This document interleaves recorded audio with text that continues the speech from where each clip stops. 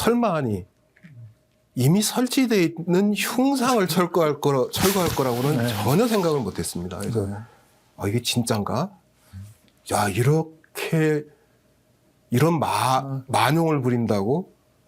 그래서 저는 어쩌면 이게 윤석열 정권이 무너지는 신호탄이 될 수도 있겠다라고 생각을 했습니다. 왜냐하면 아무리 일각에서 독립운동의 역사를 폄훼하려는 목소리를 낸다고 하더라도 대한민국 국민의 적어도 3분의 2 이상은 독립운동에 대해서 긍정적인 생각을 갖고 있고, 뭐 홍범도 장군에 대해서 모르는 국민 없고, 근데 그거를 부정하려고 한다고? 그래서 박근혜 정권 때가 생각났습니다. 박근혜 정권 때 국정교과서 밀어붙이다가 결국은 박근혜 정권이 그렇죠. 몰락하는 계기가 됐거든요. 그러니까 역사를 건드리는 정권은 절대로 살아남을 수 없다는 게 저의 소신인데, 드디어 이제 윤석열 정권이 몰락하는구나. 실제로 여론조사를 했더니 홍범도 장군 흉상 철거가 잘못되었다고 하는 여론이 한 60% 중반까지 나왔거든요. 네, 70% 가까이 나왔죠. 70% 가까이 나왔거든요. 네. 그러면 그 당시 정치 지형에서 그런 여론조사 결과는 굉장히 놀라운 거였습니다. 네. 아직도 건강한 역사의식을 갖고 있는 국민들이 절대 다수를 차지하는 상황에서 이 역사 쿠데타는 결코 성공하지 못할 것이다. 스스로 자기 목숨을 끊는 지경에 이르렀구나라고 생각을 했고, 시청자 여러분 안녕하세요. 방현석이 만난 승부사들 진행을 맡은 소설 범도희 작가 방현석입니다. 오늘 모신 분은 우리 대한민국 독립투쟁사에서 빛나는 발자취를 남긴 항일 무장투쟁 영웅의 아드님 모셨습니다. 여러분들 아마 할아버지, 아버님이 항일 무장투쟁을 했다 이러신 분들 이야기는 꽤 들어보셨을 겁니다. 그런데 어머님이 항일 무장투쟁을 하셨다는 이야기는 많이 듣지 못했을 겁니다. 오늘 모신 분의 어머님은 한국광복 진선청년공작대 대원으로, 그리고 또 한국광복군 사령부에서, 그리고 한국광복군 제3지대에서 활약하셨고, 또 대한민국 임시정부 선전과에서 대적 선전 업무를 담당하셨던 지복영 대원의 아드님이십니다. 제11대 대한민국 독립기념관 관장을 역임하시기도 하셨죠. 이준식 관장님 모셨습니다. 관장님 안녕하세요. 안녕하세요. 네. 우리 지복영 대원, 그러니까 제가 소설 범도를 펴내고 났을 때 그 범도에 여성 주인공들이 꽤 많이 나오고 활약 부분들이 많다. 이거 너무 여성들의 활약을 좀 과장한 거 아니냐 그런 얘기를 들었습니다. 굉장히 매력적이고 멋있긴 한데 이렇게 정말 우리 독립전쟁 과정에서 여성들 활약이 많았냐 그랬을 때 제가 예를 드는 분의 대표적인 한 분이 바로 지복영 선생이십니다. 지복영 대원이죠. 광복군 대원은 어떤 분이셨는지 한번 먼저 소개를 좀 해주시죠. 예, 저희 어머니는 1919년 3.1운동 직후에 태어나셨습니다. 그리고 태어나자마자 당신의 아버지께서 당시 일본 육군 장교였는데 만주로 망명을 하셨습니다. 그러니까 망명하기 전에 태어나신 거네요. 네, 직전에. 막 피덩일 때 망명하신 거죠. 그러니까 태어나게 됐는데 아버지를 보지 못했고요. 나중에 이제 아버지를 찾아서 가족이 다 만주로 이주를 합니다. 그럼 그다음부터 이제 한 20년 동안 만주 중국 관내를 전전하셨고요.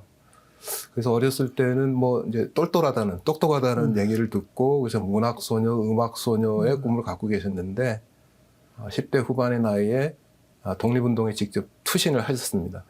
10대 후반에. 네. 직접 이제 독립운동에 투신하게 된 계기로 어머니가 이제 말씀하시고 글을 쓰신 바에 따르면은 중일전쟁이 일어나고 난 다음에 중국 사람들이 일본군이 벌인 전쟁으로 참화를 겪는 걸 보고 이 전쟁을 빨리 끝내야겠다. 전쟁을 빨리 끝내려면 일본이 망해야겠다. 일본을 망하게 하려면 우리가 독립을 해야겠다. 그래서 독립운동에 투신하셨고 처음에는 그 한국 광복 진선 청년 공작대에서 주로 선전 활동을 하셨습니다. 뭐 연극 공연, 뭐 음악 공연 같은 선전 활동을 주로 하셨고, 그러니까 중국 사람들을 대상으로 중국인의 항일 의지를 고취하는 그런 선전 활동을 하시다가 1940년 9월 이제 중국이 임시 수도인 충칭에서 대한민국 임시정부의 군대로 한국 광복군이 출범할 때 직접 입대를 하시죠. 근데 입대하게 된 계기로 저희 어머니께서 꼽으신 거는 당시 대한민국 임시정부가 남녀평등을 선언했고 한국 광복군이 출범할 때 광복군이 되는 데는 남녀의 차이가 없다. 여성도 광복군에 입대할 수 있다고 문호를 열었기 때문에 그러면은 여성도 군인이 돼서 독립전쟁을 벌여야 된다고 이제 결심을 하시고 입대를 하셨다 그럽니다. 그리고 한 3년 정도 광복군에서 활동하시다가 건강을 해치셨어요. 당시로서는 죽을 병이라고 알려진 이제 결핵에 걸리셔서 더 이상 광복군에서 복무를 못 하시고 그다음부터는 이제 임시정부에서 주로 선전 또는 뭐 외거부에서 활동을 하셨죠. 저기 있는 저 사진, 그러니까 군복 입은 사진은 우리 지복영 어머님께서 한국 광복군에 저 복무하고 계실 때 찍은 사진이죠. 그러니까 입대하자마자 찍은 사진이죠. 아, 입대 기념 사진 비슷한 건가요? 그 어머니께서 그 광복군이 출무할 때 한국 광복군 성립 전례식이라고 합니다. 거기 이제 단체 사진에 이제 얼굴이 나와 있고요. 또 이제 한국 광복군 저 사진 말이죠. 저 사진에 그리고 이제 독사진으로 찍은 거는 그 어머니한테, 그러니까 당신의 어머니한테 알리지 않고 입대를 하셨대요. 아, 어머니 몰래? 예. 왜냐면 어머니가 말릴 것 같으니까. 아버님한테는 얘기하고. 아버님한테만 얘기하고서 입대하겠습니다. 그리고 아버님한테만 알리고 어머니한테는 몰래 입대를 하셨대요. 그러니까 어머니께서 딸이 걱정할 것 같아서 딸이 잘 있습니다라고 알려주기 위해서 일부러 찍은 사진이라고 그러시더라고요. 아, 저 사진, 군복 입고 사진 찍은 어머니한테 이 딸이 무사히 잘 있다는 걸 알려드리려고 이렇게 찍은 사진입니다. 그러니까 독립운동 연구하는 연구자들한테 물어보면 이제 학생들이 가장 어려워하는 근대사, 우리 역사 부분이 이 근현대사에서 독립운동 부분이라고 그래요. 이게 단체 이름들이 너무 많고 어렵다. 우리 이제 어머님이 그 몸담았던 한국 광복 진선 청년 공작 때 이 이름도 상당히 길고 어렵거든요. 어렵죠. 이 조직에서도 보면 대원들이 34명인데 그 중에서 무려 11명이 여성들입니다. 그러니까 34명 중에 11명이니까 한 30%가 여성 대원이었다는 거죠. 그것만 봐도 우리 여성들이 실제 항일 무장 투쟁에서 얼마나 많은 역할들을 했나 확인할 수 있는데, 그리고 한국 광복군 입대할 때도 보면 그 여성 대원들 동료들이 꽤 있었더라고요. 삼지대에. 그 처음 출범할 때는 4명의 여성 광복군이 같이 사진을 찍었고요. 그러니까 최소한도 4명의 여성 광복군이 있었다는 얘기고요. 실제로 이제 한국 광복군이 해방될 때까지 한국 광복군에 복무했던 여성 광복군 대원들은 한 30여 명 정도인 것으로 추정이 됩니다. 추정이 된다고 말씀드리는 거는 20명 정도는 이름이 확인이 돼요. 근데 당시 한국 광복군은 각 지역에 있는 지대에서도 독자적으로 광복군을 충원을 했거든요. 초모라고 해서. 그래서 현지에서 받아들인 광복군 가운데 일부는 사령부에 보고가 되지만 채 보고가 되지 않은 광복군이 있습니다. 그 보고가 돼서 명단에 정확히 있는 건 이제 20명 정도. 20명 정도 되고 그다음에 이제 광복군 활동을 하신 분들이 해고에서 자기 개인 해고에서 우리 부대에는 이런 여성 광복군도 있었다고 이름을 거론하신 분들까지 합하면 대개 한 30여 명 정도가 있었을 것으로 이렇게 추정이 되고요. 뭐 30명 그러면은 혹시 적은 숫자라고 생각할지 모르지만 당시로서는 굉장히 많은 숫자였고요. 상징성이 있습니다. 여성도 남성과 마찬가지로 총을 들고 전선에 나가서 독립전쟁을 벌이려고 했다. 그리고 임시정부나 한국광복군이 그것을 적극적으로 장려했다. 그런 의미를 갖습니다. 네. 여기서 이제 두 어머님이 이제 몸담았던 주요한 조직, 이제 뭐 대한민국 임시정부는 잘 아실 텐데, 한국 광복 진선 청년 공작대, 이러면 좀 생소하실 것 같습니다. 거기에 이어서 또 한국 광복군에 몸담하셔서 일하셨는데, 싸우셨는데, 한국 광복 진선 청년 공작대. 저도 말이 어렵습니다. 이 한국 광복 청년 진선 공작대하고 한국 광복군은 어떤 조직인지 잠깐만 설명을 좀 해주시겠습니까? 그러니까 대한민국 임시정부는 1919년 출범할 때부터 독자적으로 군대를 만든다는 계획을 갖고 있었습니다. 근데 현실적으로 중국 상하이에서 출범한 대한민국 임시정부는 군대를 만들 수가 없었어요. 왜냐하면은 받아들일 자원이 없었던 겁니다. 네. 군대를 만들겠다는 계획은 갖고 있었지만 받아들일 자원이 없으니까 현실적으로 군대를 만들 수가 없죠. 그런데 1920년에 당시 대한민국 임시정부의 국무부장이던, 지금으로서는 국방부 장관에 해당하는 국무부장이던 노병민 장군께서 국무부 포고 1호라는 것을 발표하는데 거기서 광복군이라는 용어를 써요. 그러니까 대한민국 임시정부에서는 광복군을 만들려고 한다. 그러니까 광복군을 만들 테니까 뜻있는 대한민국 국민들은 광복군에 입대해 주길 바란다. 근데 그런 계획은 갖고 있었지만 현실적으로 군대를 만들지 못하다가 1940년에 가서야 비로소 광복군을 만들게 됩니다. 근데 38년에 그 광복진선 청년공작대를 만드는 건 말하자면은 정식으로 광복군을 만들기 전에 준 군사 조직으로 선전 활동을 주로 하는 준 군사 조직으로 만든 거죠. 그래서 군이라는 이름을 쓰지 못하고 대라는 용어를 쓴 겁니다. 그걸 토대로 해서 그 다음에 이제 정식으로 만들어진 게 광복군. 그 청년공작대에서 활동하던 사람들이 광복군이 만들어질 때 다 들어가서 초급 중견 간부가 되는 거죠. 그러니까 예비 간부들이었군요. 예비 간부들이. 네.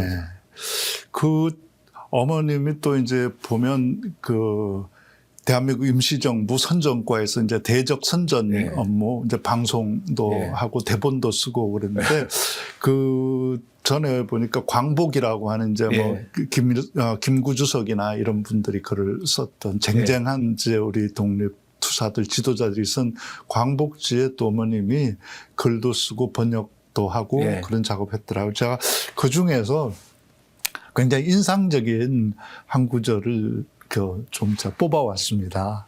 여러분들, 우리 지복영 어머님이 얼마나 문장력이 뛰어난지 또 가슴이 뜨거운지 이거 한번 들어보시면 알 것 같아요. 한국 2,300만 민족의 반수를 차지한 여성 동포들이 조국을 광복하고 신국가를 건설하는데 한 역군이라는 것을 범한국 사람은 다 깊이 깨달아야 할 것이다. 이중 삼중의 압박에 눌려 신음하는 자매들, 어서 빨리 일어나서 이 민족 해방운동의 뜨거운 용로 속으로 뛰어오라. 과거의 비인간적 생활은 여기서 불살라버리고 앞날의 참된 삶을 맞이하자. 암흑중의 서광, 한국 광복군의 자유를 쟁취하려는 봉화는 붉고 맑게 빛난다. 이에 모인 혁명 동지들은 뜨거운 손길을 내어 밀고 열정에 넘쳐 속히 달려올 것을 기다리고 있다. 오라, 와서 함께 힘을 뭉치어 적을 부시고 새 집을 세우고 새로운 삶을 찾자. 이런 구절입니다. 이거 어머님이 쓰신 거죠. 저도 역사를 공부하면서 그 글을 읽고 저도 가슴이 뜨거워지더라고요. 우리 어머니가 20대 초반에 이런 뜨거운 열정을 갖고 한국 광복군에 투신하셨구나. 그 글의 맥락은 이런 겁니다. 지금 남녀 평등을 막 외치는데 여성의 평등이라는 거는 그냥 주어지는 게 아니라 그냥 남이 선물로 주는 게 아니라 우리가 싸워서 얻어야 될 권리다. 그래서 우리가 독립되고 난 다음에 해방이 되고 난 다음에 그야말로 남녀 평등을 여성의 권리를 주장하려면은 나가서 싸워야 된다. 독립운동해야 된다. 그 다음에 광복군이 입대하시는 거니까 전선에 나가서 총 들고 싸워야 된다. 남자에게만 싸우라고 할 게 아니라 여자도 나가서 싸워야 된다고. 우리가 나라의 절반이다. 네. 그 우리 절반이 나가서 싸워서 쟁취하자. 어서 오라. 뜨거운. 저도 그 대목이 가장 인상적이어서 네. 저 어머니 돌아오시고 이제 대전에 있는 현충원에 모셨는데요. 현충원 묘비에 그 구절을 새겼습니다. 네. 젊었을 때 우리 어머니 생각을 가장 잘 반영하는 또는 당시 독립운동에 투신한 여성 전사들의 생각을 가장 잘 반영하는 글이라고 생각해서 그 글을 새겼거든요. 그러니까 방 작가님과 저희 생각이 통합니다. 제가 사실 죄송한데 대전 현충원 가서 어머님 묘소는 못 가봤어요. 다음에 가면 제가 꼭 들러서 이 묘비 한번 확인하겠습니다. 어머님은 그래도 오래 사셔서 네.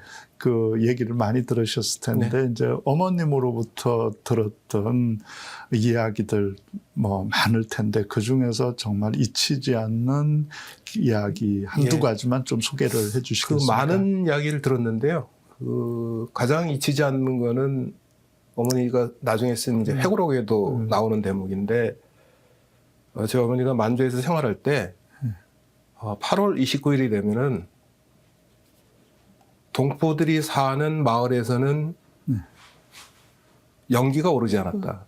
8월 25일. 8월 29일, 국칠이죠. 네, 국칠이 29일. 되면은 아침부터 저녁까지 동포들이 모두 굶었다는 겁니다. 그러니까 나라 잃은 사람들이 어떻게 하루 세끼 밥을 먹냐. 그러니까 어린애부터 시작해서 노인들까지 다 하루 세끼를 굶었다. 그리고 굶으면서 각오를 다졌다. 어떻게 해서든지 독립을 해야 된다. 그런 얘기를 어렸을 때 어머니한테 많이 들었고요. 독립운동에 투신하신 유명 무명의 애국지사들이 갖고 있었던 생각이 바로 이런 거구나라고 여기게 됐고요. 또 하나는 아까도 말씀드렸지만은 어머니는 문학소녀, 음악소녀의 꿈을 갖고 계셨는데 나이가 드신 다음에도 그런 그 소녀 같은 마음을 갖고 계셨는데 그럼에도 불구하고 당신이 독립운동에 투신하게 된 계기를 뭐 여러 번 말씀하셨죠. 그리고 뭐 이건 어머니한테 들은 얘기는 아니지만 저희 어머니가 키가 굉장히 작습니다. 저는 그래도 저 나이 또래는 그래도 키도 크고 덩치도 큰 편인데 저희 어머니는 굉장히 왜소하셨어요.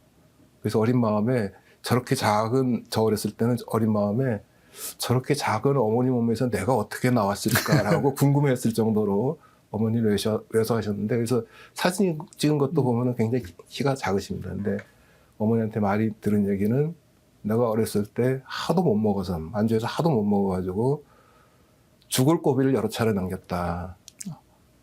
그래서 지금 와서 이제 생각해 보면 어머니가 그렇게 작으셨던 게 원래 작았던 게 아니라 어렸을 때 제대로 못 먹어서 그리고 이제 병을 여러 차례 앓으면서 그래서 아마 후천적으로 키가 작게 되신 모양이구나. 그리고 뭐 저희 어머니뿐만 아니라 그 시대를 살았던 동포들, 우리 선조들, 특히 독립운동 하신 분들의 가족들이 아마 일반적으로 겪었던 고초였을 것 같습니다. 그 국칠 나라를 빼앗긴 날 그 만주에서 사셨던 동포들이 다 아이고 어른이고 할 것이 다 굶었다. 밥 짓는 집이 없었다. 예, 연기가 오르지 않았다. 그렇게 어렵게 되찾은 나라입니다.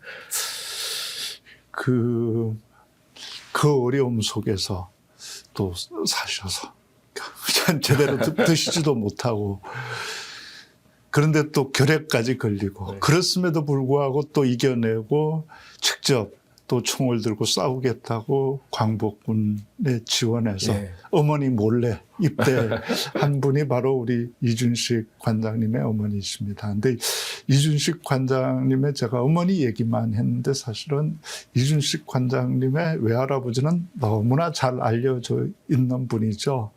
지청천 장군, 모르시는 분이 없으시죠. 그 지청천 장군의 딸이 못 먹어서 수시로 굶고 그리고 그래서 정말 키도 제대로 자라지 못하고 또 영양 부족한 상태에서 결핵까지 앓았던 그런 세월을 우리가 살아냈습니다.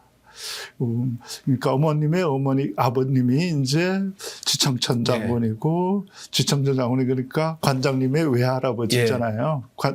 지청천 장군은 이제 1957년에인가 돌아가시고 관장님 56년생이니까 그러니까 직후에 뭐 아주 어릴 때 돌아가서 돌이 되기 전에 돌아가셨으니까 제가 세상에 태어나고 한 6개월, 7개월 됐을 때 돌아가셨으니까 저는 외할아버지에 대한 기억은 전혀 없습니다. 네. 근데 저희 어머니가 늦게 결혼하셨거든요. 네. 그러니까 20대 중반까지는 독립운동하느라고 결혼 못 하셨고요. 그 해방 후에는 한국 가셔가지고 그래도 좀 사회 활동을 하겠다고 이제 하시는 바람에 결혼을 늦게 하셨는데 우리 나이로 30대 후반에 저를 낳으셨어요.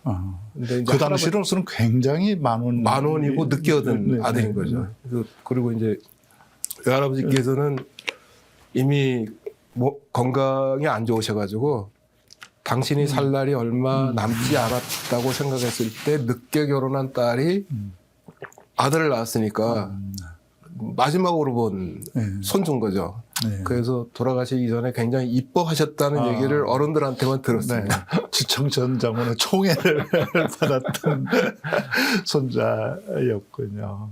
그 지장군에 관해서 이제 어머님 뭐 기억은 어떠신가요? 그러니까 그 입대할 때도 아버님한테는 그래도 얘기하고 다른 사람 같으면 야 내가 이렇게 가서 총 들고 그 무장투쟁을 지금까지 해왔는데 너는 그냥 집에 있어라 이랬을 것 같은데 그 어머니는 저희 외할아버지를 네. 군인으로 기억하세요. 군인으로. 그러니까 해방 후에는 한국 가셔가지고 뭐 정치도 하고 그러셨는데요. 뭐 2차례 국회의원도 하고 그러셨는데 장관도 하고 그러셨는데 어머님이 기억하시는 지청천 장군은 그야말로 장군. 평생 군인의 길을 걸으셨던 분. 그리고 저희 외할아버지가 이것도 이제 외할아버지가 50년부터 돌아가시기 직전까지 이제 일기를 쓰셨는데요. 그 일기에서 당신이 가장 행복했던 때는 만주에서 의병운동할 때였다. 그 의병이라는 표현을 쓰셨대요. 만주에서 의병운동할 때가 가장 행복한 때였다. 네. 그 당신의 지위는 사실 한국광복고 총사령관 할 때가 제일 높았거든요. 그렇죠. 그 어쨌거나 정식 군대를 만들어가지고 사령관 하셨으니까. 근데 그때가 행복했던 게 아니라 만주에서 힘들게 의병운동할 때가 당신의 신흥무관학교에서 이제 학생들 가르쳐서 그 학생들 조직해서 그리고 그 서로 군정수 사령관했던. 그리고 뭐 청산이전도 참여하고 뭐 만주에서 계속 그 독립전쟁 하던 시기가 당신의 삶에서 가장 행복했던 시기였다. 그래서 어머니는 저희 할아버지를 군인, 의병운동을 한 군인으로 기억하시죠. 지청천 장군은 아주 독특한 이력을 가지고 계시죠. 일찍이 1907년에 대한제국 육군 무관학교에 입학을 했다가 이제 일본에 이어서 우리 제국의 군대가 해산당하고 또 이어서 입학해서 공부하고 있던 육군 무관학교마저 폐교를 당한 다음에 이제 나라에서 일본으로 그때 육군 무관학교에 재학 중이던 학생들을 다 유학을 보냈죠. 일본 육사 예비학교로 보내서 유학을 시켰는데 그때 일본 육사 예비학교에 가서 공부를 하고 또 육사에 가서 진학했는데 1910년 나라를 완전히 빼앗겼죠, 일본에. 그때 이제 일본 육사에 있던 학생들이 결의를 하고 퇴학한 다음에 귀국을 하려고 하다가 남아서 공부하기로 하고 또 공부한 다음에 육사 출신으로서 일본군 장교를 하다가 지청천 장군은 유일하게 그러니까 그 26기 중에서는 유일하게 일본 육사 26기 유일하게 탈영을 해서 신흥무관학교 거쳐서 서로군정서 사령관, 한국 광복군 사령관을 지내셨죠. 제가 이제 이 부분, 이 독특한 이야기를 저 소설 범도에서 홍범도 장군하고 만났을 때 주고받는 대화로 써놓은 장면이 있습니다. 제가 소설 범도에서 지청천 장군을 어떻게 다루었는지 여러분들에게 한번 들려드리려고 제가 일부 한 페이지를 좀 뽑아서 왔습니다. 그래서 이 부분을 한번 제가 이준식 관장님하고 낭독으로 한번 들려드리겠습니다. 제가 홍범도 장군 대사하고 지문은 읽고, 그리고, 청천 장군의 대사는 우리 소자이신 이준식 관장님이 한번 들려드리도록 하겠습니다. 스픽스에서 처음 낭독 공연을 여러분들이 보시게 될 것 같습니다. 제가 한번 같이 해볼까요? 네. 드렸죠. 여기서 나라고 하는 건 홍범도 장군입니다. 소년처럼 해맑게 웃는 지청천에게 내가 되물었다. 지 장군은 왜 일본군에서 탈영해 이쪽으로 넘어오셨소? 잘못 왔다는 말씀은 아니시죠? 네, 내가 지금까지 이쪽에 있다가 저쪽으로 넘어가는 자들은 숱하게 봤어도 저쪽에 있다가 이쪽으로 넘어오는 자는 처음 보. 저한테 나쁜 버릇이 하나 있어서 그렇습니다. 무슨 버릇이요? 술김에 한 약속이라도 한 번 약속을 지키지 않으면 불편해서 스스로 견디지 못하는 버릇입니다. 그것이 탈영과 무슨 상관이요? 제가 대한제국 육군 무관학교의 마지막 생도였습니다. 대한제국의 군대가 해산되고 무관학교도 폐교가 되었죠. 그때 나라에서 무관학교 재학생들을 일본 육사로 유학을 보내주었습니다. 국비로 말입니다. 그런데 대한제국이 일본에 먹혀버렸죠. 나라가 망했다는 소식을 듣고 우리는 동경의 아오야마 공원묘지에 모였습니다. 다들 통곡하면서 당장 자퇴하고 조선으로 돌아가자고 했죠. 그때 누군가 이렇게 말했습니다.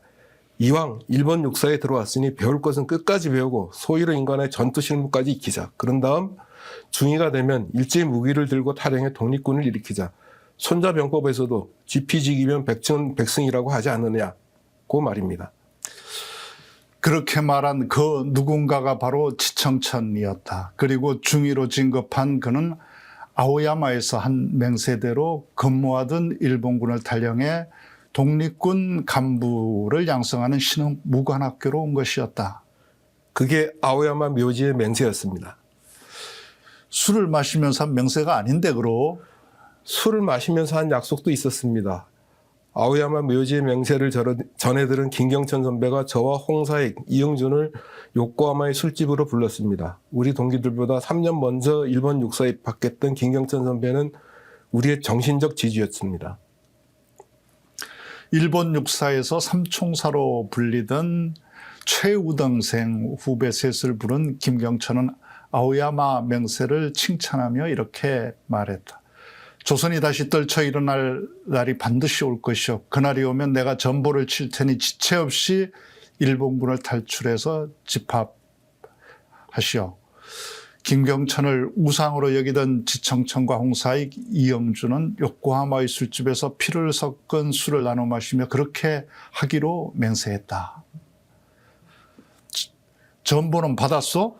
대한민국 임시정부가 독립전쟁의 해를 선포하고 나서 전보가 왔습니다. 셋 다 뭐였어? 홍사익과 이영준은 오지 않았죠.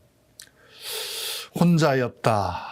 아오야마 묘지의 맹세에 함께했던 무관학교 출신의 육사생도는 몇 명이었어? 28명이었습니다. 그중에 몇 명이 맹세를 지켰어? 아직은 저 하나입니다. 어쩌다가 둘도 아니고 한 사람뿐이 가지 않은 길을 선택해 참 고생이요. 이틀 동안 우리 대원들이 먹은 것은 진한 찐살 한 움큼이 전부였다. 나와 징처천에게 지급된 양도 다르지 않았다. 한 명이 간 길은 10명도 갈 수 있고 100명도 갈 수 있고 1000명도 갈 수 있다고 하지 않으셨습니까? 하나가 갔으니 언젠가는 또 이 길로 가는 사람이 10이 되고 100이 되겠죠. 북만주로 가는 우리의 머리 위로 눈보라가 휘몰아쳤다. 해가 보이는 낮에는 조각잠을 자고 해가 지면 밤새 걸었다. 대원들에게 지급되는 급양은 사흘의 복권 콩 한 움큼으로 줄었다. 백가죽이 등에 달라붙는 대원들은 아끼고 아낀 콩가루를 비벼 뭉친 눈덩이를 어깨에 먹으며 밤길을 걷고 또 걸었다. 나는 행군 대우를 오가며 소리쳤다. 졸지 마라.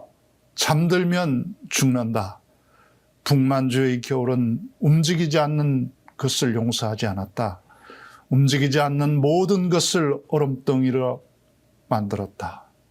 지청천은 나보다 부지런히 뛰어다니며 눈을 감고 걷는 대원들의 역을 두드려 깨웠다. 졸지 마라. 아침이 온다. 하지만 북만주의 밤은 길었고 아침은 더디게 왔다. 우리는 영하 45도가 넘는 혹한의 포위망을 뚫고 눈보라와 싸우며 행군했다. 내 곁으로 다가와 가쁜 숨을 몰아쉬는 지청천에게 물었다. 독립이 되면 뭘 하고 싶소? 따뜻한 아랫목에서 실컷 자고 싶습니다. 잠이야 죽으면 실컷 자는 것 아니오? 요코하마의 삼총사를 불러 모아 다시는 남의 나라에서 쫓겨다니지 않는, 누구에게도 지지 않는 대한의 군대를 만드시오. 장군님은 독립이 되면 뭘 하고 싶으십니까? 말문이 막혔다. 나는 한 번도 이 전쟁에서 살아남아 독립을 볼 것이라는 생각을 해본 적이 없었다. 나에게는 살아서 머무를 집이 없고 죽어서 묻힐 무덤이 없다. 네, 우리가 즉흥으로 낭독을 한번 해봤습니다. 낭독하면서도 울컥하는데요. 네, 이렇게 싸워서 되찾은 나라입니다. 홍범도 장군, 특히 지청천 장군은 얼마든지 성공의 길로 그 시대에 편하게 살 수 있는 일본 육사 최우등생으로 졸업하고 일본 육군의 장교로, 그 당시 일본 육군 장교는 정말 무서울 게 없는 사람들이었죠.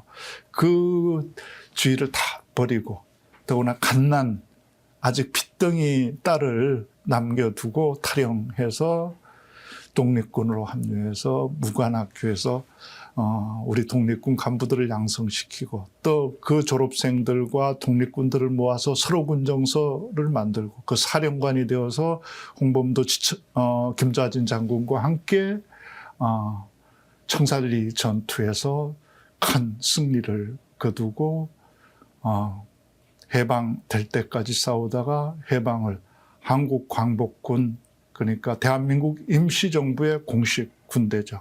그 군대의 총사령관으로 해방을 맞이했던 분이셨습니다. 그런데 이렇게 싸워서 나라를 되찾은 분들의 흉상을 우리 지난 윤석열 정부에서 파내겠다고 그러셨죠. 그래서 우리 국민들 모두를 분노케 했는데 아마 그 유족인 어머니와 할아버지의 생애를 너무나 잘 알고 있는 이준식 관장님의 심정은 또 특별했을 것 같습니다. 그때 심경이 어떠셨는지요?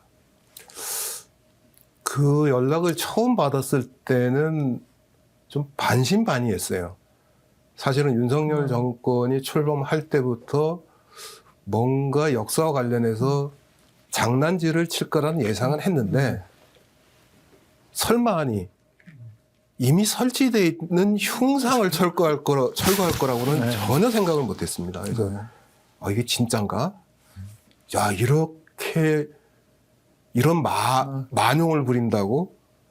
그래서 저는 어쩌면 이게 윤석열 정권이 무너지는 신호탄이 될 수도 있겠다라고 생각을 했습니다. 왜냐하면 아무리 일각에서 독립운동의 역사를 폄훼하려는 목소리를 낸다고 하더라도 대한민국 국민의 적어도 3분의 2 이상은 독립운동에 대해서 긍정적인 생각을 갖고 있고, 홍범도 장군에 대해서 모르는 국민 없고, 근데 그거를 부정하려고 한다고? 그래서 박근혜 정권 때가 생각났습니다. 박근혜 정권 때 국정교과서 밀어붙이다가 결국은 박근혜 정권이 몰락하는 계기가 됐거든요. 그러니까 역사를 건드리는 정권은 절대로 살아남을 수 없다는 게 저의 소신인데, 드디어 이제 윤석열 정권이 몰락하는구나. 실제로 여론조사를 했더니 홍범도 장군 흉상 철거가 잘못되었다고 하는 여론이 한 60% 중반까지 나왔거든요. 네, 70% 가까이 나왔죠. 70% 가까이 나왔거든요. 네. 그러면 그 당시 정치 지형에서 그런 여론조사 결과는 굉장히 놀라운 거였습니다. 네. 아직도 건강한 역사의식을 갖고 있는 국민들이 절대 다수를 차지하는 상황에서 이 역사 쿠데타는 결코 성공하지 못할 것이다. 스스로 자기 목숨을 끊는 지경에 이르렀구나라고 생각을 했고, 실제 그 이후에 벌어진 것이 제 생각을 확인시켜주는 거였습니다.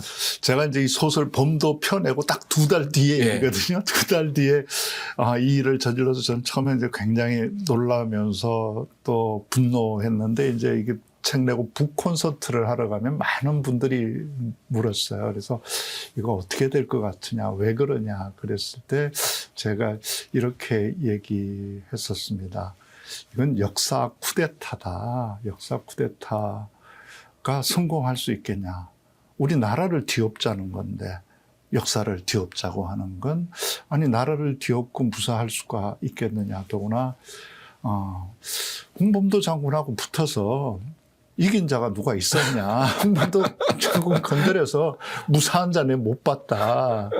그래서 두고 봐라. 그런데 실제 이제 우리 관장님이 얘기했듯이, 우리가 지난 12월 3일 날 이렇게 이제 군사 쿠데타죠. 불법 개혁을 통한 이제 친위 쿠데타, 군사 쿠데타를 한 거고, 벌써 그 2년 전에 윤석열은 역사 쿠데타를 시작한 거죠. 그게 정말 윤석열이 이미 쿠데타를 시작한 거고, 그 최종 종점이 이제 군사 쿠데타였는데, 말 그대로 결국 자기 무덤을 팠죠. 우리 역사를 누가 감히 이 피 흘려 되찾고 목숨 바쳐 지켜낸 나라를 함부로 감히 피 한 방울 흘린 적이 없는 그 자들이 뒤엎을 수가 있겠습니까?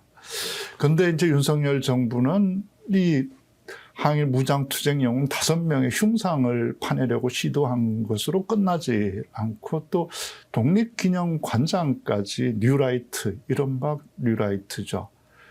일본 식민지를 옹호하고 또 미화하는 데 앞장섰던 뉴라이트 인사들을 각계에 배치하면서, 심지어 독립기념관 관장도 그런 류의 사람을 임명했습니다.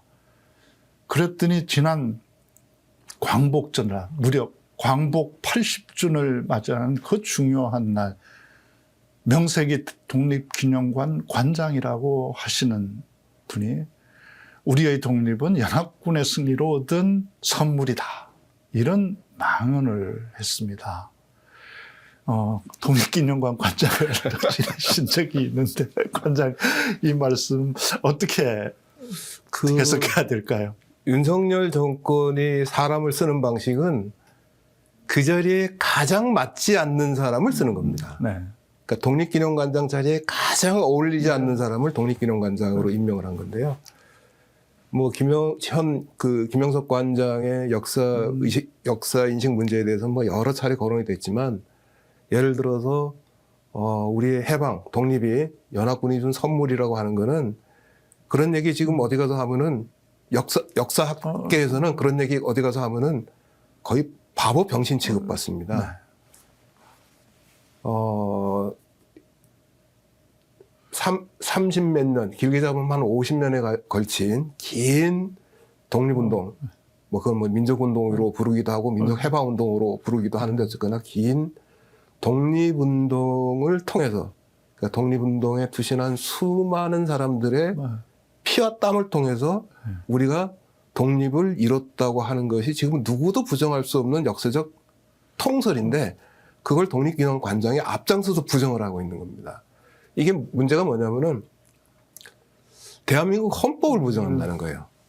대한민국 헌법 전문에 우리 대한국민은 3.1운동으로 건립된 대한민국 임시정부의 법통을 계승했다고 못 박아놨거든요. 헌법재판소에서 그 구절을 어떻게 해석해야 된다고 결정을 했냐면은, 헌법재판소에서 일찍이 그런 결정을 한 바 있습니다. 이 구절은 독립운동가들의 헌신과 희생을 통해서 대한민국이 세워졌다는 것을 선언한 것으로 해석돼야 된다. 그러니까 독립운동이 없었으면 오늘의 대한민국은 없는 거다. 그러니까 헌법을 부정하는 겁니다. 우리가 스스로 세운 대한민국을 마치 연합군이 뭐 특히 미국이 선물한 것처럼 보는 역사인식은 아주 조선시대로 말하면 전형적인 사대 의식이고요. 역사에서 사실과도 많지 않습니다. 이를테면은 우리가 해방되기 전에 연합국이 한국의 독립을 약속을 합니다. 카이로 선언을 통해서.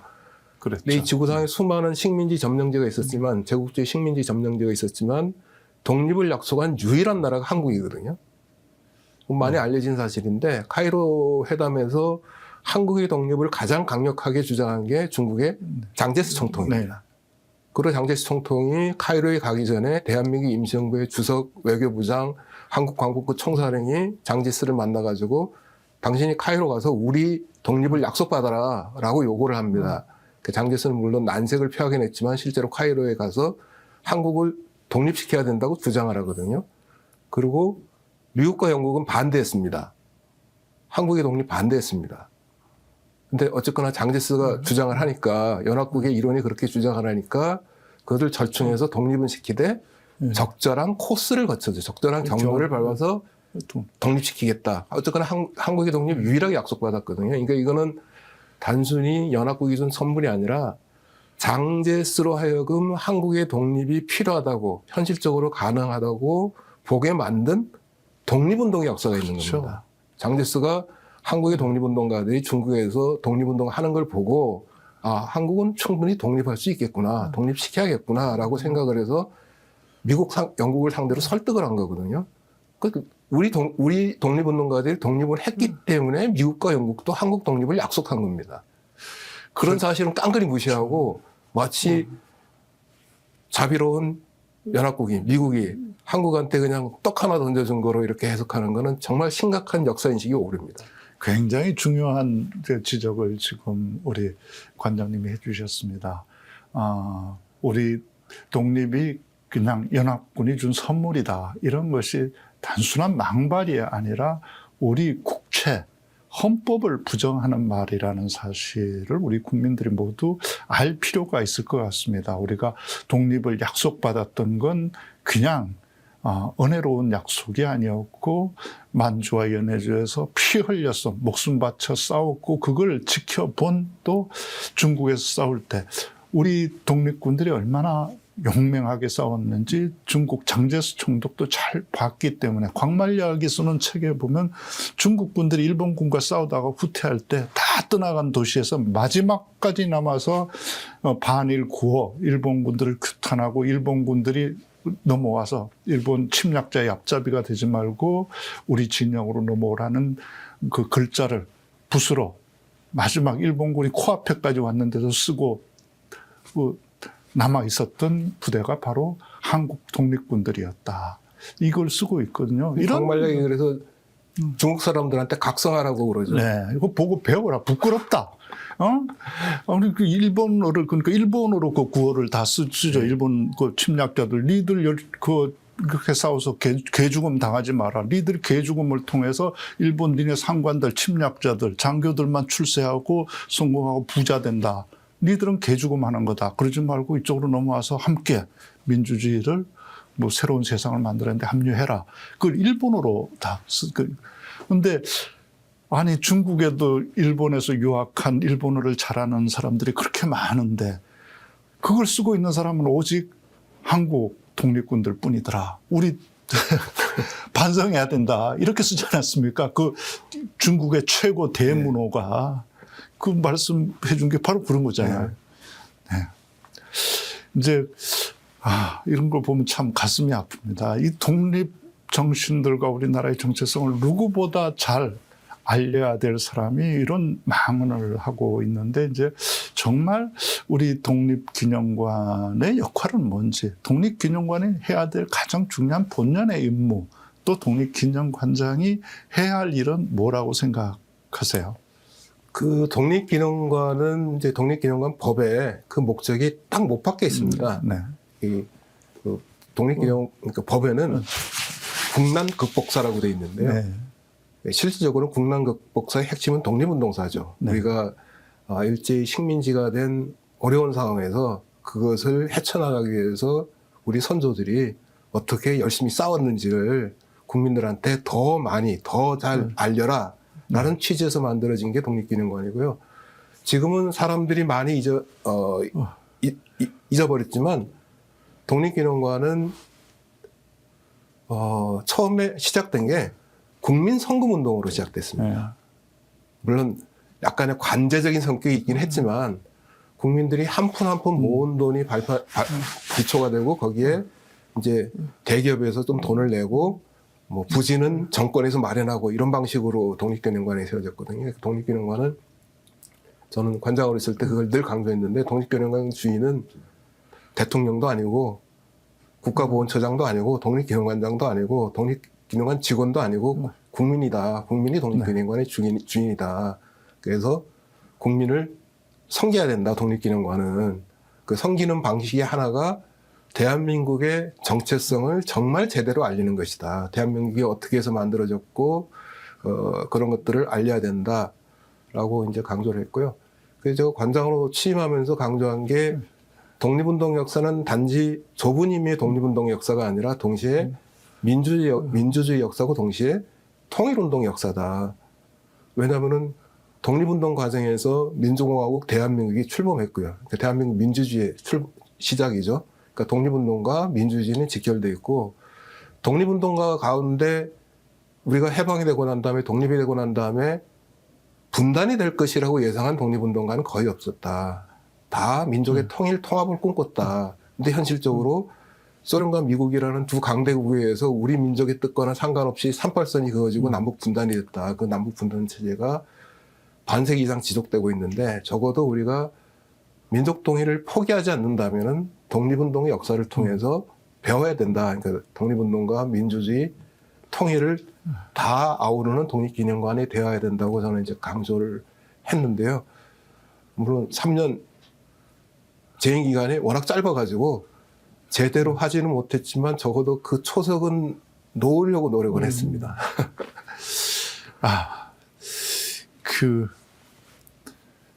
중요한 또 전 이야기를 들었습니다. 이게 출발점에는 적어도 국민성금운동이었다. 네. 이게 주인이 정말 우리 국민이다. 독립기념관은 나라 것도 아니고 정말 정부의 것도 아니고 대통령 것도 아니고 우리 국민의 것이고 이 국민이 주인이고 그 기념관에.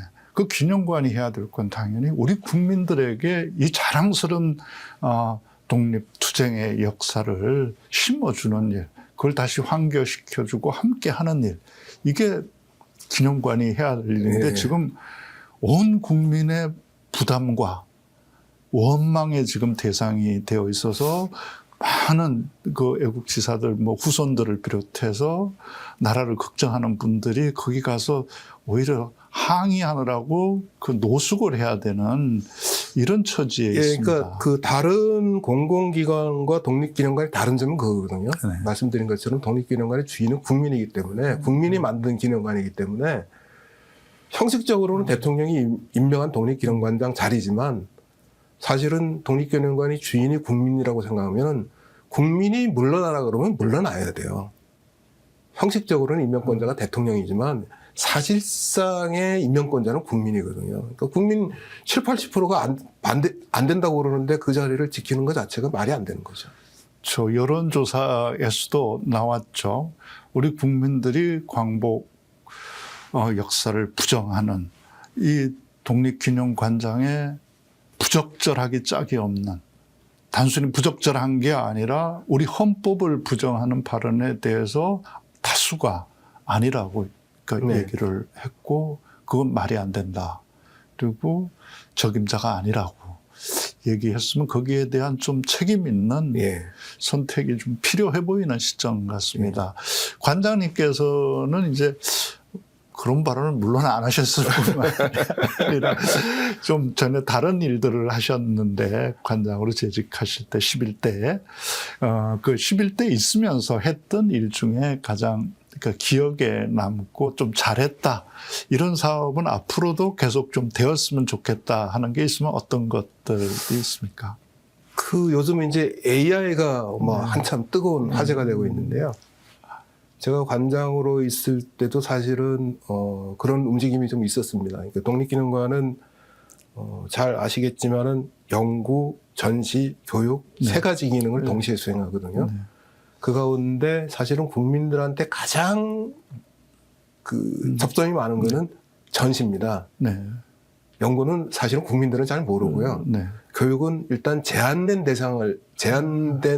대상만을 그 다루고 있기 때문에 전시가 가장 핵심적인 사업인데, 제가 관장으로 갈 때까지만 하더라도 전시는 그냥 통상적인 전시입니다. 전시관에 사진이나 뭐 그런 자료를 갖다가 쭉 놓고. 근데 제가 관장으로 있을 때 때마침 이제 AR, VR 바람이 불기 시작할 때였어요.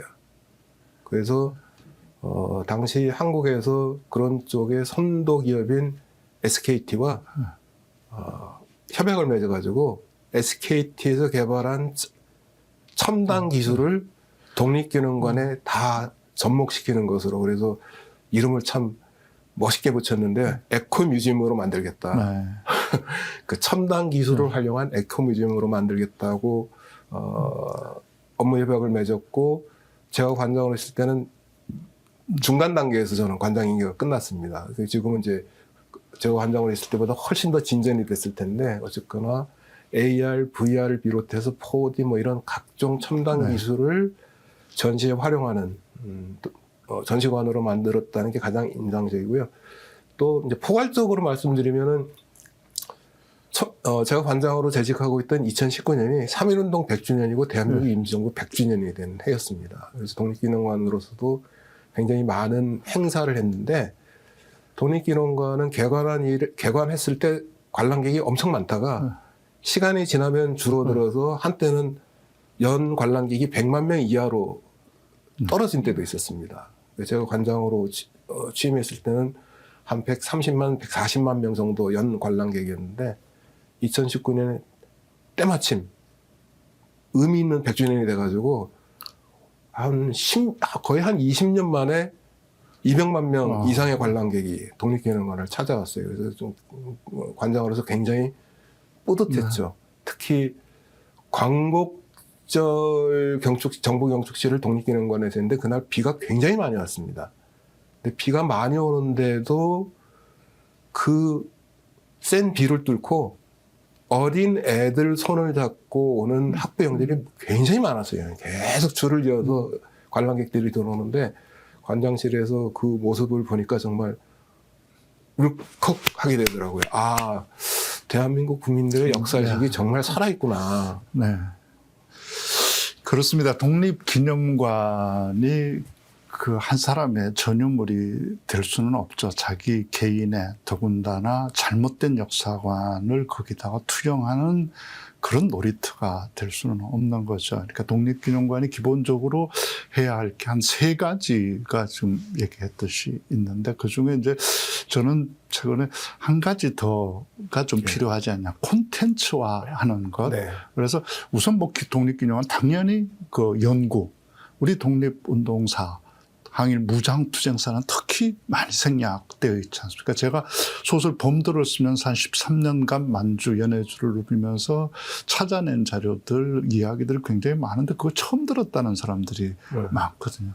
아니 그냥 소설가 한 명이 찾을 수 있었던 일을 우리나라 역사학과가 몇 명이고 역사학 박사가 몇 명이고 한 해 나오는 석사 논문이 몇 편인데 그거 한 명씩만 맡아서 해도 우리 독립투쟁사에 정말 이름도 없이 빛도 없이 사라진 사람들을 수천 명은 찾아내고 그 무명용사들의 그 업적들을 연구해낼 수 있을 텐데 이거 왜 안 해내나. 제가 우리 대학 교수들 연구 실적 인정받으려면 그 등재지에 논문 써야 되잖아요. 그 논문 발표할 때 자기 돈 내고 발표하잖아요. 30만 원씩 이렇게 계재료 내고. 거꾸로 독립기념관에서 50만 원씩만 한 편 발표하면 독립운동사 연구 논문 쓰면 50만 원씩만 지급해줘. 큰 돈도 지급하지 않아도 됩니다. 그럼 얼마나 많은 논문들이 쏟아지겠습니까? 그리고 등재지 찾아서 발표하려고 애쓸 필요도 없이 기본 정말 연구의 성실성이 있으면 여기 오면 다 발표해 준다. 독립기념관이 그렇게 해주면 저는 한 해에 수백 편, 수천 편의 논문들이 쏟아져 나올 거라고 생각합니다. 정부 돈 그렇게 드릴 필요도 없이 하겠다는 연구자들, 외국에 가서 현장에 가서 다 버려져 있는 연구 답사하고 오면 그 항공료는 부담해 줄게. 이 정도만 해줘도 아마 찾아가서 샅샅이 뒤져서 연구해 올 거고. 그다음에 교육도 지금 우리 교육 역량 환경이 얼마나 좋아졌습니까? 훌륭한 교육감도 많습니다. 여기 꼭 오지 않더라도 훌륭하게 강사, 정말 어디 가서 어떤 환경에서도 감동적으로, 우리 역사가 뭐 없는 거 지어내서 가르치는 거 아니지 않습니까? 이 감동적인 역사 가서 교육할 수 있는 훌륭한 강사진, 교사들 중에 정말 역사교육 제대로 해보고 싶다, 이 항무장투쟁사 교육하고 싶다, 이런 교사들 한 30명씩만 1년에 선발해서 6개월 시간 줘서 그냥 애들 안 가르치고 여기 와서 연구하고 교재 만들고 프로그램 만들어서 영상 자료로 쫙 해서 할 수 있는 거 30명이 30개 만들어서 이거 전체 우리나라 교사들하고 공유하면서 하면 교육이 달라지죠. 그리고 이제 무엇보다 제가 아쉬운 건 콘텐츠, 아까 얘기했던 이제 일찍이 좀 하셨던 건데 그거 진짜 확실히 키워야 되거든요. 우리 한국이 문화강국 아닙니까? 세계 최고의 문화강국인데 한국에서 한국의 문화강국의 실력을 제일 잘 보여주는 곳이 저는 독립기념관이 돼야 돼요. 거기 오면 한국 수준이 얼마나 되나 지금 그 독립전쟁사를 생생하게 한국에 가면 거기 가봐야 돼. 거기 가보면 한국이 얼마나 무서운 나라인지 그 기술이 대단할 뿐만 아니라 그들이 정말 어떻게 이 나라를 식민지에서 해방시켜서 여기까지 왔는지 감동적으로 배울 수 있어. 세계의 시민들은 거기 가봐야 돼. 대한민국이 어떻게 12.3 내란 같은 걸 저렇게 제압하고 빨리 민주주의 회복성을 가질 수 있는지 독립기념관에 가보면 그 뛰어난 첨단 시설 그걸 통해서 다 확인할 수 있어. 어떤 영화보다 뛰어나. 이제 이렇게 만들어야 되는 거 아닌가. 아까 독립기념관의 기능이 크게 보면 연구, 전시, 교육이라고 이제 말씀드렸는데 처음부터 연구하고 전시는 정부에서 관심을 많이 가졌어요. 그래서 뭐 예산 신청을 하면은 그래도 잘 받아줍니다. 그래서 전시만 하더라도 거의 10년 주기로 독립기념관은 전시관이 여러 개 있거든요. 그걸 10년 주기로 계속 돌아가면서 리모델링을 합니다. 연구소도 뭐 이런저런 사업을 통해서 연구소 기능을 조금 뭐 활성화시키고 있는데 이 교육 기능에 대해서는 이 정부 관료들이 관심이 별로 없어요. 그 독립기념관에서 교육을 하기 위해서 이런 예산이 필요합니다. 그러면 그거 지금 있는 것만 하면 되지 뭐 또 새로운 사업을 하려고 그러세요?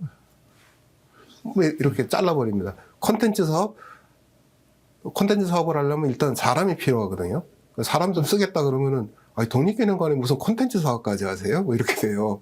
근데 오히려 민간 기업이 더 적극적으로 아까 말씀드린 것처럼 SKT는 딱 알고 자신들이 전시에 자신들의 최신 기술을 갖다가 접목시켜서 하겠다.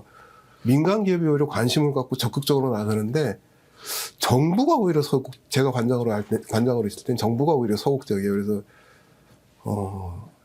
이제 이재명 정부에서는 단순히 김영석 관장 퇴출시키는 데만 관심을 갖지 말고 독립기념관을 비롯한 여러 역사 관련 기관이 어떻게 하면 정말 국민들한테 제대로 된 역사 교육을 할 수 있을 것인지에 대한 고민을 하셨으면 좋겠다. 네, 저는 독립기념관 하나가 우리 교육부 전체의 역할보다 더 중요하다. 대한민국의 핵심 교육기관이 독립기념관이 당연히 돼야 된다고 생각합니다. 우리 역사가 얼마나 자랑스럽습니까? 이 자랑스러움을 아는 당당한 청년들을 육성했을 때 그들이 창의적인 능력을 가지고 세계를 누빌 수 있지 않습니까? 어떻게 노예 건성, 우리가 일본 식민지가 좋았다는 이런 사람들을 키워서 그 청년들이 어떻게 세계를 누비면서 살아갈 수 있겠습니까? 역사교육을 독립기념관이 정말 훌륭한 교육을 했다면 아마 오늘과 같은 일부 거구의 청년 거구들이 나타나는 일은 없었을 거라고 생각합니다. 그리고 그 기념관에서 우리 대한민국의 최고 수준의 첨단 문화 테크놀로지 기술을 거기 가서야 진수를 볼 수 있다. 기술에 빛나는 것은 내용이 채워졌을 때거든요. 그 최고의 대한민국 기술에 대한민국의 가장 자랑스러운 역사, 이걸 채워 넣었을 때 최고의 콘텐츠 문화가 네. 되는 거죠.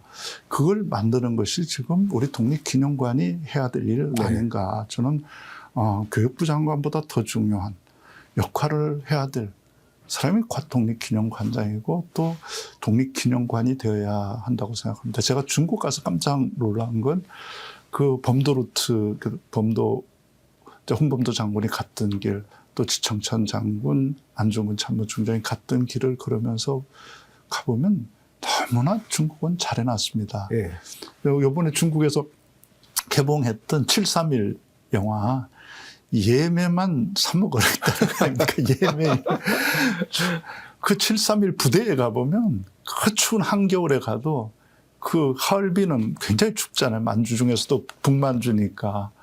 그 30, 40도 되는데도 줄이 끝이 없습니다. 하루에 그 한겨울에도 3만 명이 관람하거든요.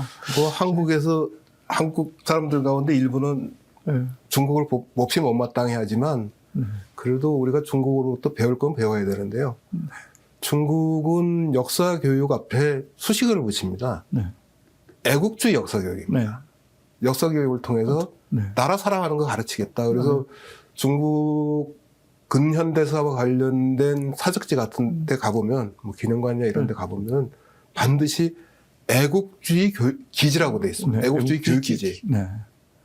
여기서 그러니까 애국주의를 가르치겠다. 우리 독립기념관에 그렇게 우리 역사를 제대로 가르치는 애국주의 기지가 돼야 되는 곳이죠. 그러니까 또 콘텐츠도 중국은 2, 3년마다 대작의 영화와 드라마를 만들지 않습니까? 그 뭐 항일 전쟁 시기, 그 시기에 항일 독립전쟁을 전쟁을 어떻게 했는지 그 다른 드라마, 영화가 쏟아져 나오면 2, 3년에 뭐 한 번씩 전 국민의 교육이 되거든요. 시청률, 뭐 관람수 압도적이죠. 이런 콘텐츠를 대한민국도 꾸준히 그 정부에서 만들려고 하고 그런 정책들, 지원들이 필요하겠죠. 배워야 할 건 우리가 정말 중국으로부터도 배우고 미국으로부터 배우고 어느 나라로부터도 배워야겠죠.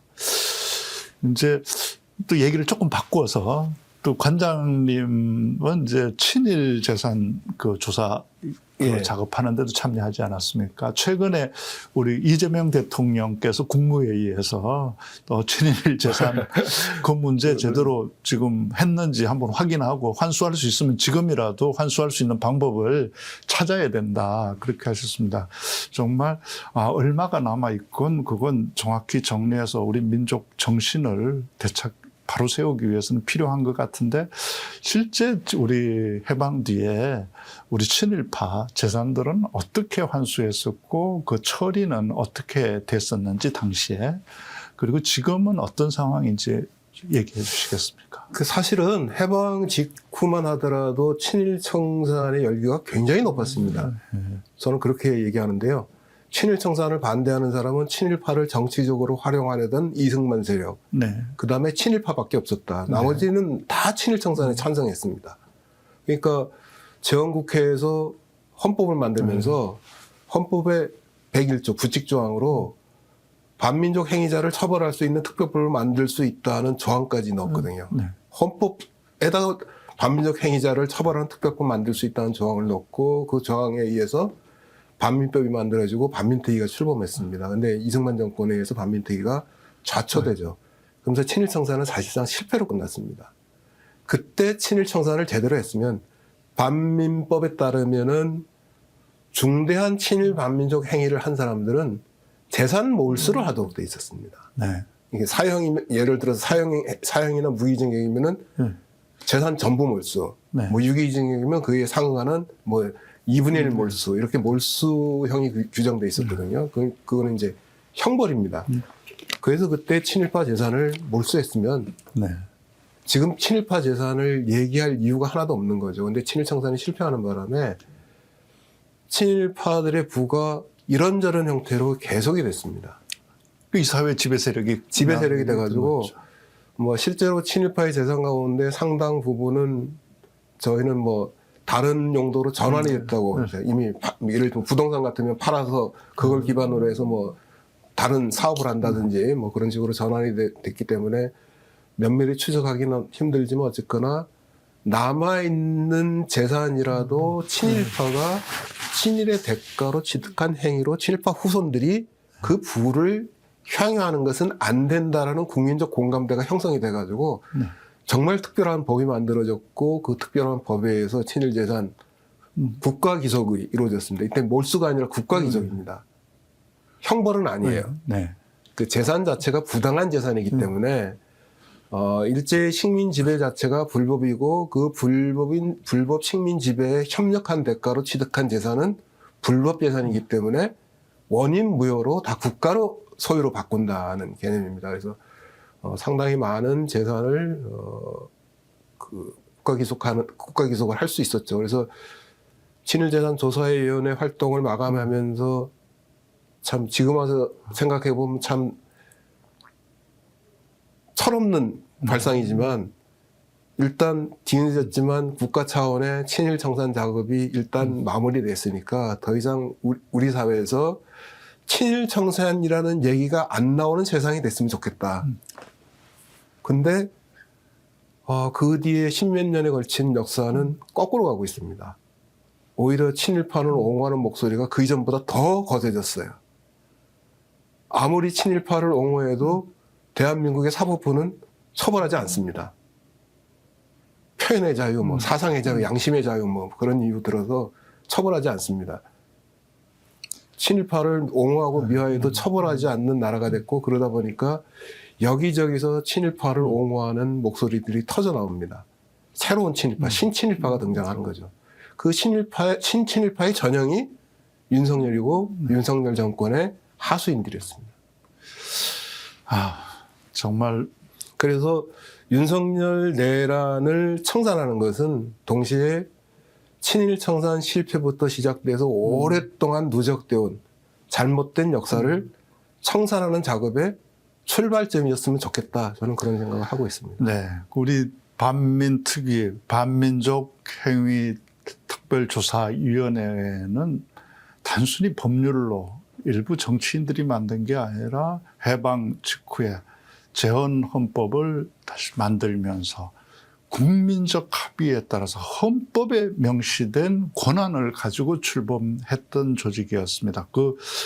방금 얘기했듯이 친일파들의 재산은 다 몰수하게 돼 있었는데 그걸 하지 않음으로써 그들이 그 재산을 그대로 가지고 다시 우리 사회를 지배하는 공고한 지배 세력, 물적 기반을 가지고 그러다 보니까 독립운동한 집안은 3대를 굶고 친일을 한 후손들은 3대를 떵떵거리면서 산다. 이 말이 나오게 됐잖아요. 지금 이제 그 시간이 많이 흘러서 재산들을 다 여러 형태로 감추고 남아있는 건 그렇게 많지 않겠지만 우리 이재명 대통령이 국무회에서 얘기했듯이 지금이라도 그 당시에 친일파들의 재산이 어떻게 축적됐고 또 전수됐는지 과정이라도 조사를 해야 되는 거 아닌가.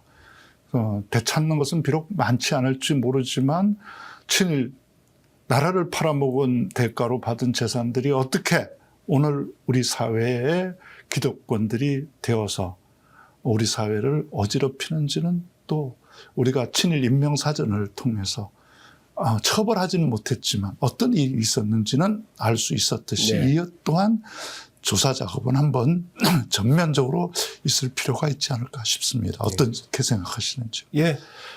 그 친일재산조사위원회는 어쨌거나 4년이라는 제한된 시간 안에 제한된 인력으로 남아있는 친일 재산을 국가기속하는 활동에 전력을 기울였는데 그것만으로 흔히 말하는 역사정의가 다 실현됐다고 볼 수는 없겠죠. 미진한 부분이 있으면은 지금이라도 보완을 해야 될 것 같고요. 그때 관장님이 일했던 상임위원으로 일했던 조직이 친일 반민족 행위자 재산조사위원회였죠. 이거 그때 2008년부터인가 그렇게 해서 4년간 2007년부터 2010년까지 했습니다. 이거 좀 제대로 이재명 대통령 우리 국민주권정부에서 한번 다시 정확하게 한번 할 필요가 있을 것 같습니다. 한번 관장님 그때 경험 살려서 위원회에 좀 참여해서 이거 좀 낱낱이 밝혀서 우리나라가 어떻게 여기까지 흘러왔는지 한번 확인할 필요가 꼭 있을 것 같습니다.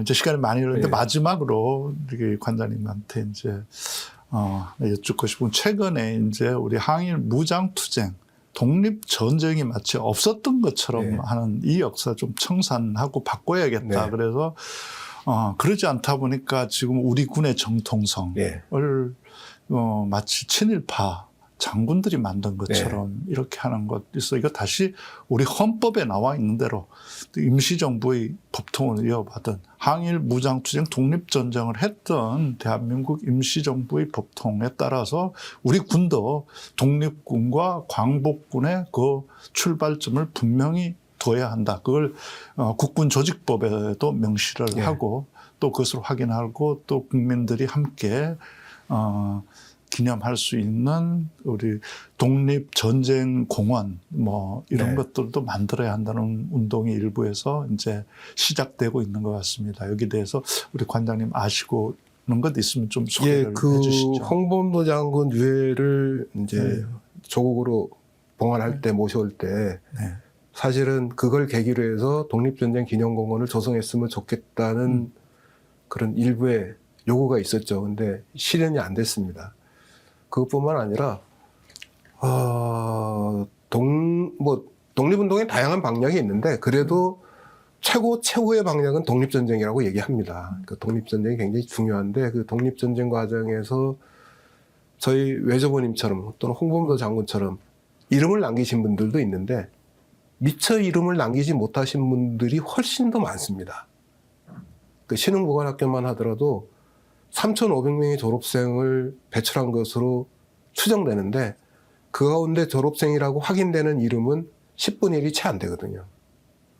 그럼 다른 분들은 그럼 학교를 졸업하고 난 다음에 그냥 독립운동의 일선에서 물러나서 평범한 삶을 살았냐? 저는 그렇지 않다고 생각을 합니다. 그 가운데 다수는 아마 만주에서 또는 연해주에서 독립전쟁을 하다가 이름도 제대로 남기지 못하고 전사했을 것으로 이렇게 짐작을 합니다. 그런 분들이 숫자가 굉장히 많은데 신흥보관학교는 그나마 초급 장교를 배출하는 교육기관이고 장교가 아니라 사병으로 따지면 그 숫자는 더 늘어나겠죠. 어마어마하죠.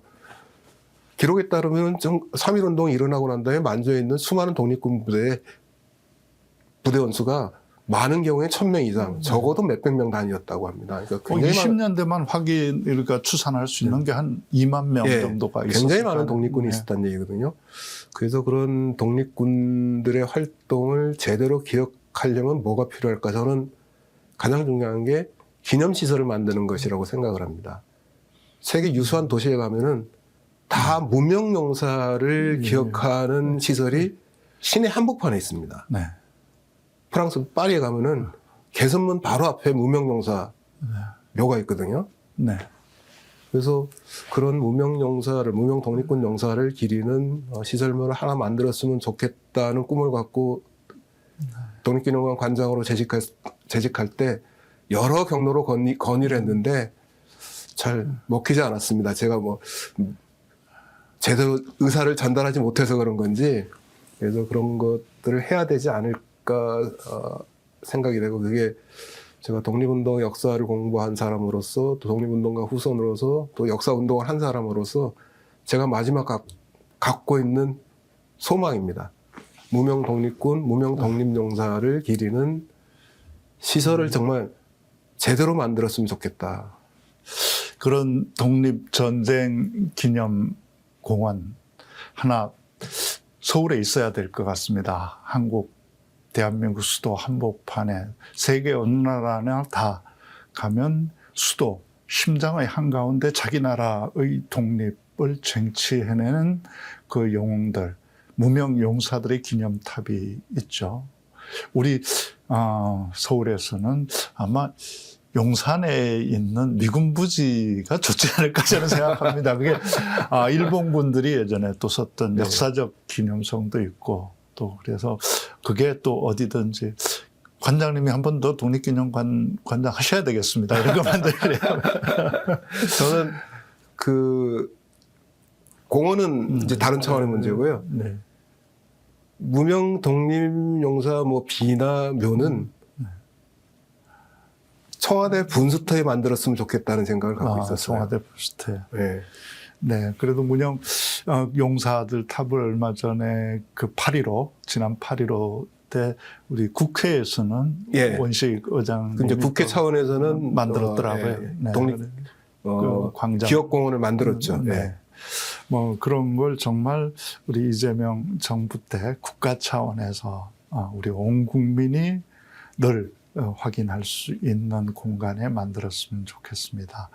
오늘 우리 이준식 관장님 모시고 특히 어머님 이준식 관장님의 어머니 지복영 대원 한국 광복 진선 청년 공작대 여전히 네. 이름이 어렵습니다. 한국 광복 진선 청년 공작대 대원이셨고 또 한국 광복군 사령부 또 비서였고 한국 광복군 제3지대 대원 초모 공작원이었고 대한민국 임시정부 선전과의 대적 선전 담당 요원이었던 지복영 선생의 삶과 또 우리 독립투쟁사에서 여성들, 여성 항일 투사들이 얼마나 빛나고 중요한 역할을 했는지 얘기 들어봤습니다. 또 그와 함께 우리 애국주의, 우리나라를 지키고 되찾은 정신들을 기리는 공간이 되어야 할 독립기념관이 왜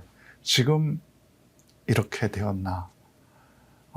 왜 그런 기념관이 정반대의 지금 일을 하고 있는지 살펴보고 다시금 우리 독립기념관이 우리나라의 가장 빛나는 한국 문화의 정수를 보여주는 거기에 한국인의 정신을 담아내는 그 공간으로 거듭나야 한다는 이야기 들어봤습니다.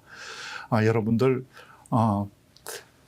이준식 관장님을 비롯해서 또 독립전쟁에 참전했던 후손들이 추진하고 있는 무명용사 기념탑 또 독립전쟁 기념공원이 한국 수도 한복판에 생길 수 있도록 관심을 가지고 응원해 주시면 고맙겠습니다.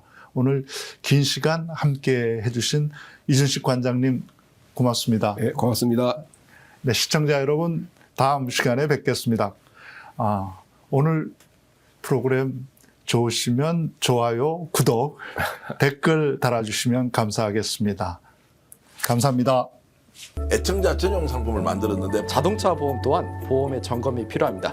꼼꼼하게 보장이 돼 있는지 다 체크해드리고 있습니다. 바로 상담 가능하고 즉시 비교 견적해드리는 1644-1226 자신 있다 비교하라. 저희가 스픽스 애청자 전용 상품으로 만든 만큼 1644-1226을 전화주셔서 꼭 상담받아 보시길 바라겠습니다. 여러분들의 응원, 격려 그리고 혜택 돌려드리겠습니다. 한겨울의 필수품 대한민국 국가대표 핫팩 2가지를 준비했습니다. 캐시 인증으로 안전성이 확실하고 최대 18시간까지 따뜻함이 지속되는 그런 핫팩. 이런 작은 핫팩들하고는 크기와 따뜻함이 다릅니다. 150g 대용량이고요. 군인 아저씨들까지 한겨울 훈련 필수 아이템 솔저 프렌즈 핫팩입니다. 한 박스 40개들이 가격은 배송비를 포함한 대한민국 최저가 18,900원이고요. 자, 그리고 두 번째, 더 큰 방석 핫팩입니다. 와, 골프, 캠핑, 낚시, 사무실 등에서 의자 밑에, 텐트 안에, 심지어는 차 안에도 깔아두면 엉덩이부터 따뜻해져서 온몸이 녹습니다. 가격까지도 마음 따뜻해집니다. 더 큰 방석 핫팩 8개들이 한 박스, 택배비를 포함한 가격 21,900원이고요. 이번 겨울 스픽스 핫팩으로 강추위를 이겨내세요.